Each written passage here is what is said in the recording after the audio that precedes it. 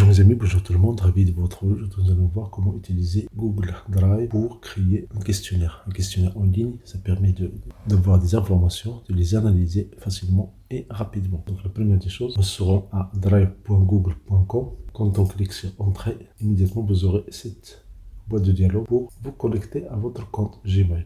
Une fois connecté, vous allez avoir cette boîte de dialogue.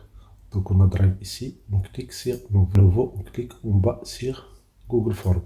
Et voilà, nous avons ici Google Form. Notre astuce, forme new. Quand on valide, il y a immédiatement un nouvel formulaire de Google sera créé. Donc on prend ça. Tout d'abord ici, on a formulaire sans titre parce que c'est vide. On a des questions, des options. On a ici le type de question. Vous voyez ici, il y a une grande richesse ici. Donc la première des choses, on va donner ce texte, un texte à ce formulaire. Donc formulaire conjugaison. Révision. On va faire ça 1. Quand on valide ici, on peut donner une description au formulaire ici. Immédiatement, quand vous cliquez ici, ce titre-là est copié immédiatement. Ici, c'est faux. Donc on a ici vrai. Suggestion faux. Une autre suggestion ici, pas jeter. Je ne sais pas.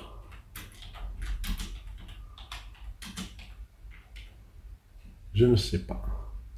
Donc vous voyez ici, immédiatement, j'ai cette question-là. Pour la voir, l'affichage, je clique sur ce menu-là. Je clique sur aperçu. Voilà. On clique sur vrai, ou bien sur fond, ou bien je ne sais pas. Et je clique sur envoyer. Pour changer le formulaire, parce que vous êtes le créateur du formulaire, modifier ce formulaire, vous cliquez sur le crayon. Alors maintenant, ça c'est bien. Mais ce qui est encore intéressant, c'est que ces questions-là seront notées automatiquement. Peuvent être notées avec Google Form. C'est automatique. Donc pour faire ça, vous cliquez sur le menu ici, le paramètre. Ici, et ici, vous allez convertir en questionnaire. Donc, vous cliquez sur convertir en questionnaire.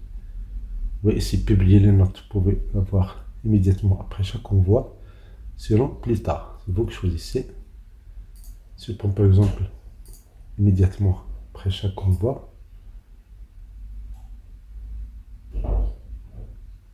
le nombre de points, il est affiché ici, mais il n'a pas encore été choisi. Barème, notification des questions par défaut. Ici par exemple, 2 points par question.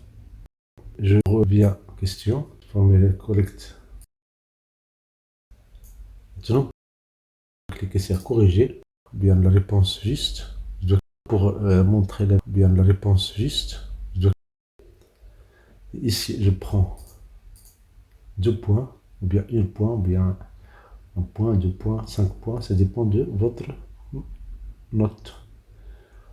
Donc je prends le verbe jouer est un verbe du deuxième groupe, c'est faux.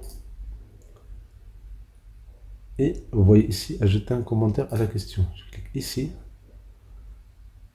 Pour les bonnes réponses, je vais faire bravo. Pour les mauvaises réponses, je vais faire essayer encore. Je peux même ici cliquer sur ce bouton-là et ajouter une vidéo ou bien un lien de révision par exemple. Je clique sur enregistrer. Pour afficher ça, je clique sur l'œil. Voilà. Si je clique sur le verbe jouer, c'est un verbe du deuxième groupe. Si je clique sur vrai, je clique sur envoyer. Et si je dois donner mon email, sinon on peut enlever cette option. Je clique sur modification. Et ici, je clique sur modifier les paramètres. Je décolle cette option, collecter les adresses email par défaut. Je vais voir maintenant. vers cet email-là. Voilà, dans les réponses ici, vous cliquez sur ce menu-là. Vous avez collecté les adresses email obligatoires pour publier les notes manuellement. Donc je vais enlever ça, publier les notes manuellement. Je clique sur immédiatement après chaque envoi et je décoche collecter les emails. Et pour envoyer une copie participant de la réponse, je dois activer collecter les emails. Si j'ai désactivé, je clique sur aperçu. Verbe jouer est un verbe du deuxième groupe. Je mets vrai. Si je dis envoyer, afficher la note. Voilà, essayez encore. J'ajoute l'autre question. Je peux la créer, sinon je fais ici copier, dupliquer. Je vais mettre le verbe aller. C'est un verbe du troisième groupe. Est-ce que c'est vrai ou bien c'est faux? Je duplique encore cette question-là. Le verbe écrire est un verbe du troisième groupe. Est-ce que c'est vrai ou bien c'est faux? Le verbe écrire, c'est faux? Non, c'est vrai. Je clique sur corriger. Je clique c'est vrai. J'enlève, c'est faux. Même chose pour le verbe aller. Je vais voir le verbe aller. Est-ce que le verbe troisième groupe, c'est vrai? Et je clique pour changer la réponse. Je clique sur corriger. Je clique sur c'est vrai. Je clique sur je décoche faux.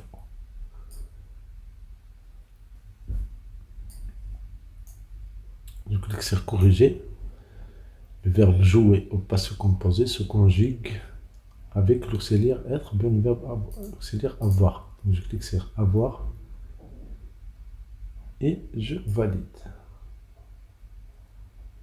Maintenant, je clique sur l'œil ici pour voir ça. Vous voyez chaque question avec des notes correspondantes. Mais vous voyez ici, j'ai 1, puis j'ai 4. On peut refaire ça. On peut déplacer une question. On clique et on déplace comme ça. Voilà, j'ai 1, 4, pas encore.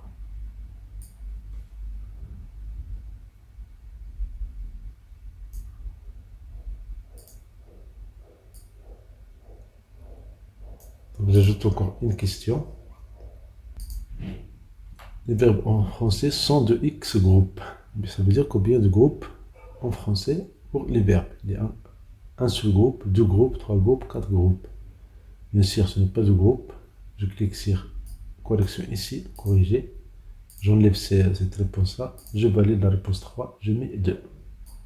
Maintenant, pour voir ça, je clique sur l'œil. Le verbe jouer est un verbe du deuxième groupe. Je mets faux. Le verbe aller est un autre premier groupe. Je mets faux. Le verbe écrire, troisième groupe, je mets vrai.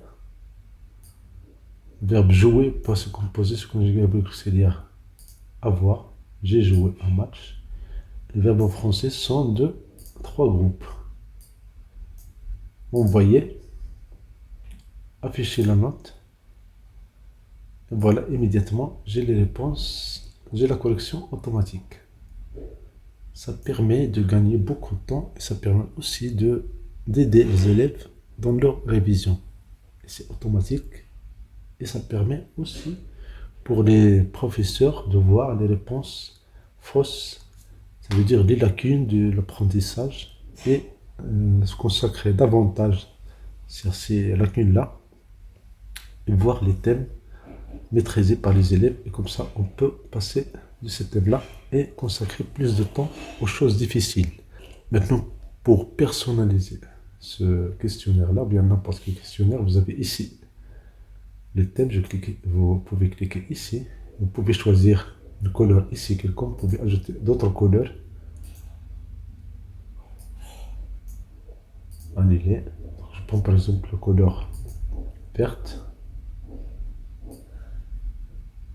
Vous pouvez même choisir une image. Il y a plusieurs ici images. Vous pouvez importer votre image. Vous pouvez prendre des photos avec la caméra. Donc, c'est les thèmes Le travail, l'école, l'anniversaire, les mutations faites pour les enfants. Je prends par exemple l'illustration. Et vous voyez ici beaucoup d'illustrations que vous pouvez utiliser. Je clique sur cette image-là. Je clique sur insérer.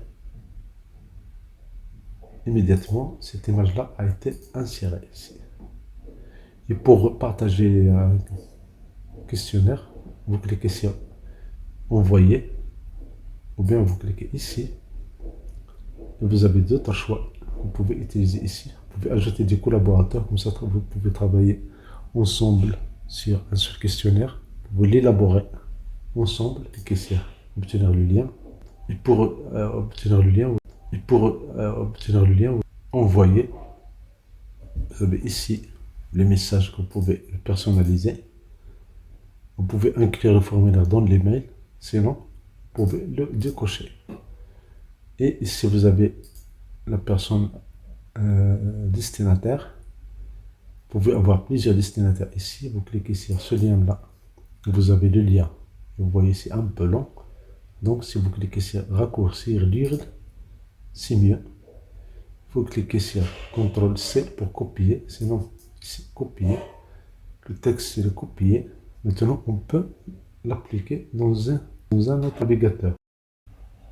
Vous avez votre formulaire que vous pouvez compléter, que vous pouvez envoyer immédiatement. Ce qui est intéressant, c'est que la correction elle est automatique et c'est rapide.